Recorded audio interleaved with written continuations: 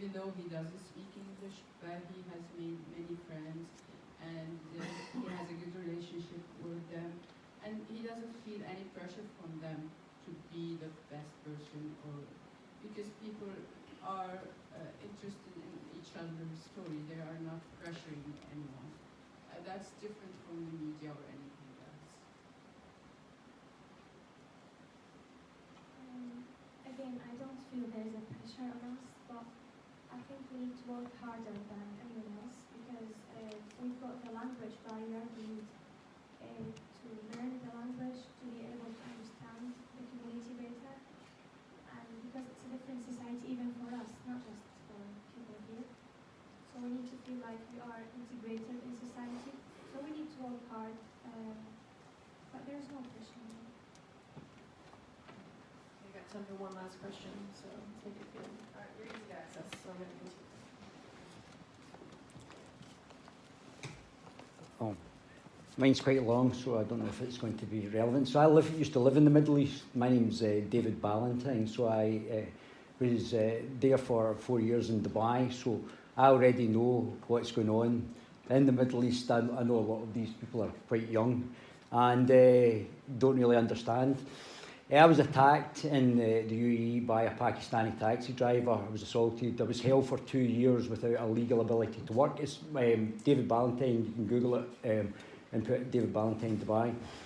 When I went to jail, I read the Quran, and I found the stuff in it really shocking. The stuff in the Hadith as well. It was really shocking.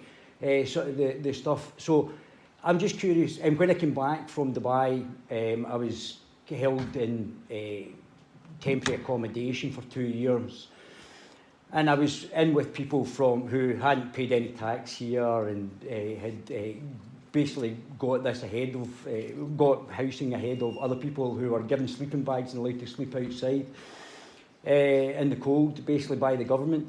And I would just like to ask as well about the Union of the Mediterranean, the Barcelona process, now the UN Compact, that people who are coming here might not always be genuine refugees, and also a very intolerant system of governance that's in the Quran and Islam, homophobic, misogynistic, very bigoted, talking about murdering gays, homosexuals, atheists. I mean, it's really an incitement to violence.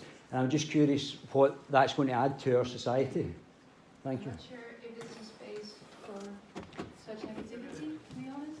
What do you mean? I don't understand. What do you mean activity? Discussion. Well, it should be open discussion. This is Scotland. We're free to speak whatever we want to say. Can be asked. I'm just interested in, so when we speak about media perceptions, and you obviously see that there's a... I've lived in the Middle East. I know exactly what happens there. Thanks.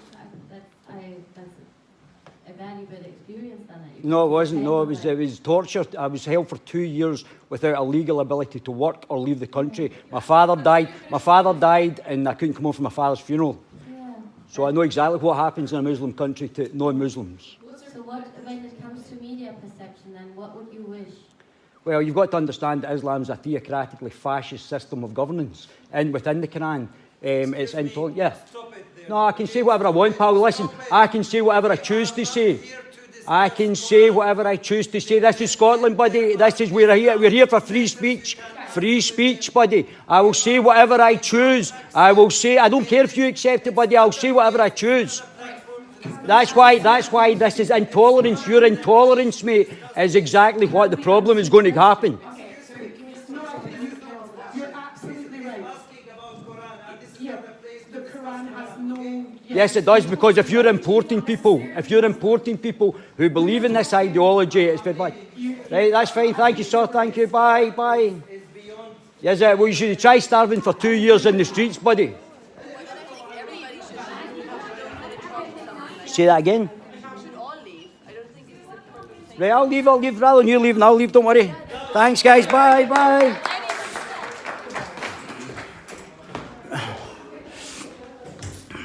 Yeah. So, quite entertaining again. So, intolerance of Islam is increasingly being shown in what's actually happening. We're importing the intolerance of Islam. They're not bothered if you're persecuted. If you're persecuted, then that's fine. And this is Edinburgh Uni hosting this as well. I'll leave, don't worry. So, very interesting. Hope you find it interesting as well. So we're importing now, the government is now importing an intolerant religion and system of beliefs into Scotland. And if anybody questions it, hiya buddy, how you doing, Hank? If anybody questions this intolerance, this theocratic fascism, then they're actually condemned. And you find in Edinburgh as well, there's a lot of foreigners. I mean, I'm talking about like English people and foreign people. I'm not talking about international, I'm talking about English people who are demanding all these things that should happen in Scotland. It's quite incredible. I mean, when I went up to stand up to racism, it was 2 English guys and an Irish guy that was there. And then I went in there and I'm now asked to leave a hall where these intolerant refugees are now getting imported in here by our political class. So, because obviously Islam is a theocratically fascist system of governance, and the whole system of intolerance that's in the Quran is now being imported here, as we can see. Very disturbing, guys, absolutely very, very disturbing. And the Refugee Council is, the people who are coming here are given houses ahead of the population who actually built the houses, and they're allowed to be as intolerant as they like. Wow. Anyway, catch you, Yella.